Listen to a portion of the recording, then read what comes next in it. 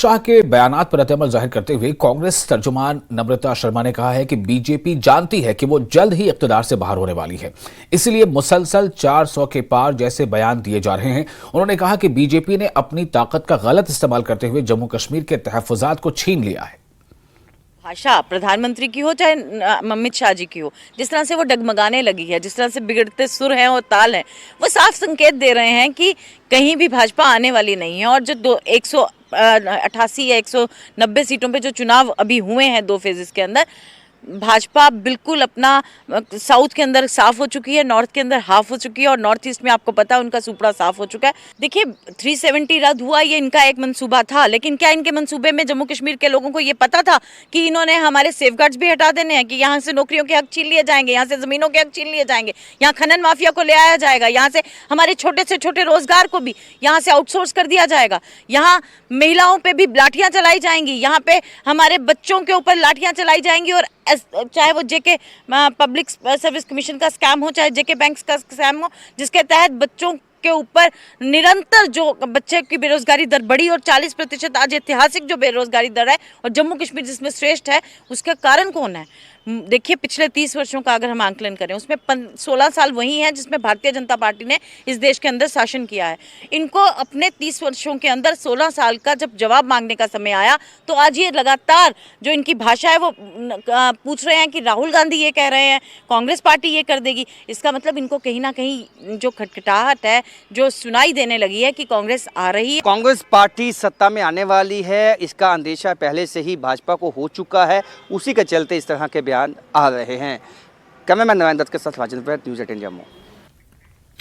और बीजेपी के तर्जुमान अल्ताफ ठाकुर ने उमर अब्दुल्ला के बयान पर रद्द-ए-अमल जाहिर करते हुए कहा है कि नेशनल कॉन्फ्रेंस एक कश्मीर मरकूज जमात है और मजहबी कार्ड खेलना चाहती है क्योंकि वो मैदान हार चुके हैं।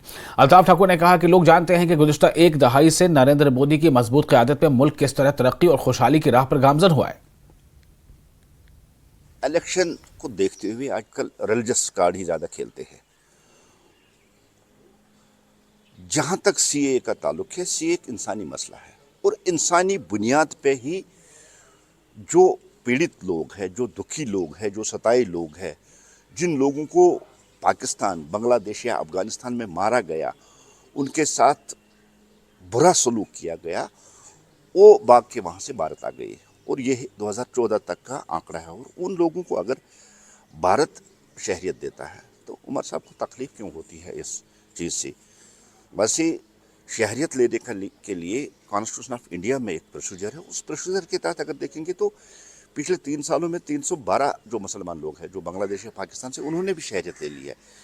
लेकिन एक खास कम्युनिटी को टारगेट करना, इलेक्शन टूल के तौर पर इसको इस्तेमाल करना, ये अब नेशनल कॉन्फ्रेंस की स्ट्रेटजी बन गई है, क्योंकि नेशनल कॉन्फ्रेंस कश्मीर में इलेक्शन लड़ रही है, इसलिए कश्मीर सेंट्रिक पॉलिटिक्स करना, ये एक मखसूस रिलीजन को उसको इम्प्रेस करने की कोशिश उमर साहब कर रहे हैं। इसलिए वो जो रिलीजियस कार्ड खेल रहे हैं, मुझे लगता है कि सीए और रिलीजन का आपस में कोई ताल्लुक नहीं। ये सताए हुए लोगों को शहरियत देने के लिए एक लाल जो था उसमें थोड़ी सी जो नरमी बरती गई है, लेकिन इस नरमी से उमर साहब को शायद लगता है कि तकलीफ हो रही है कि अगर सताए हुए लोगों को कोई सहारा दे, कोई आसरा दे, उसमें मुझे नहीं लगता है कि इंसानियत का तकाजा है, किसी को तकलीफ होनी चाहिए। लेकिन वैसे उमर साहब ने तो कभी इंसानियत की लाइन पे सोचा ही नहीं है। अगर नेशनल कॉन्फ्रेंस ने कभी इंसानियत की लेवल पे सोचा होता तो 65 साल तक जो वाल्मीकि समाज है, वेस्ट पाक रिफ्यूजीज है, उनको तो कम से कम राशन कार्ड या इलेक्शन कार्ड या शहरियत तो यहाँ देते हैं। लेकिन उन्होंने कभी इन लोगों को इंसान नहीं समझा है। वो बादशाहत के निज़ाम में चलने वाले लोग हैं, वो शहनशाहियत आलम पनाही वाले माहौल में चलने वाले लोग हैं, उनको आम इंसान का दुख दर्द कहीं दिखाई नहीं देता। और वज़ीर दाखिला के नेटवर्क 18 के साथ खुसूसी इंटरव्यू पर रद्द-ए-अमल जाहिर करते हुए senior leader BJP Ajay Bharti ने कहा है कि सब जानते हैं कि अमित शाह का तज्जिया कभी गलत नहीं होता और अगर वो कहते हैं कि बीजेपी 400 सीटें जीतेगी तो यह वाज़ेह है और उन्होंने कारकुनों को भी बहुत जोश और खरोश से भर दिया है। और बीजेपी के सीनियर नेता अजय भारती हमारे साथ मौजूद हैं। अजय जी, एक्सक्लूसिव इंटरव्यू जो गृह मंत्री अमित शाह ने नेटवर्क 18 को दिया, उसमें उन्होंने कहा कि जो 2 फेसेस हुए हैं अब तक, उसमें 100 से ज्यादा सीटें भाजपा जीत चुकी है और जो 400 का आंकड़ा है, जो 400 सीटों का, उसको भी पूरा किया जाएगा।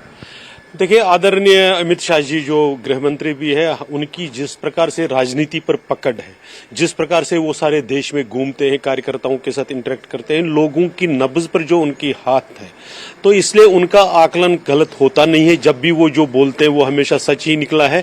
इसलिए जब वो कहते हैं तो हमारा भी आत्मविश्वास के साथ मन बढ़ते हुए उसको सिर्फ एंडोर्स करते हैं, हम मानते हैं। बिल्कुल अगर अमित शाह जी ने ये कहा तो एकदम इतनी सीटें होंगी, बल्कि उससे एक आध बढ़ ही सकती है, कम नहीं होगी। इसलिए निश्चित रहना चाहिए कि जो अमित शाह जी ने कहा, आदरणीय गृह मंत्री जी ने कहा, वो सच होगा। इसके साथ साथ उन्होंने कहा कि जो CAA है और उसके साथ साथ 370 जब तक एक भी MP है बीजेपी का वो वापस नहीं आ सकता। बिल्कुल निश्चित रूप से, और ये सिर्फ MP ही की बात नहीं है। जब तक एक एक कार्यकर्ता भारतीय जनता पार्टी का और राष्ट्रवादी विचार का जो कार्यकर्ता है ग्राउंड पर, वो भी इसके होने नहीं देंगे। बहुत दिनों के बाद, बहुत दिनों को भारत को नुकसान करने के बाद ये चीजें एक राष्ट्रहित सरकार ने ऐसे पारित किए हैं, तो इसको तो वापसी का तो संभव नहीं है। इतना ही नहीं, इस पर तो सुप्रीम कोर्ट की मोहर तक लगी हुई है। अब जो इसको लाने वाली बात इनडायरेक्टली कहते हैं, डायरेक्टली तो कहते हैं क्योंकि अगर जो कोई लाने वाला था तो वो अपने मैनिफेस्टो में रखते, वैसा तो रखा नहीं है। लेकिन सिर्फ एक स्पेसिफिक अपने वोट बैंक को खुश करने के लिए, उनको उकसाने के लिए वो ऐसी बातें कर रहे हैं। बाकी 370 हो या CAA हो, ये परमानेंट है। 370 अब कभी दोबारा आ नहीं सकता। भारत जम्मू कश्मीर से अलग कभी हो नहीं सकता। जम्मू कश्मीर भारत का अभिन्न अंग है, और जो कानूनी अड़चने उसमें 370 के रूप में दीवार थी वो ढह गई है। दोबारा उसको कोई कंस्ट्रक्ट नहीं कर सकता। तो साफ कहना है कि इससे जो है मनोबल बड़ा है, जो वर्कर है जब तक तब भी 370 वापस नहीं आ सकता। और जो आंकलन है जो अमित शाह का, वो हमेशा स्टीक बैठा है। तो इस दफा भी इनको उम्मीद है कि जो आंकलन उन्होंने किया है वो बिल्कुल सही है। कैमरामैन नारायण दत्त के साथ राजन वैद, न्यूज़ 18 जम्मू। और फिलहाल एक और छोटा सा ब्रेक लेते हैं। ब्रेक के बाद खबरों का सिलसिला जारी रहेगा।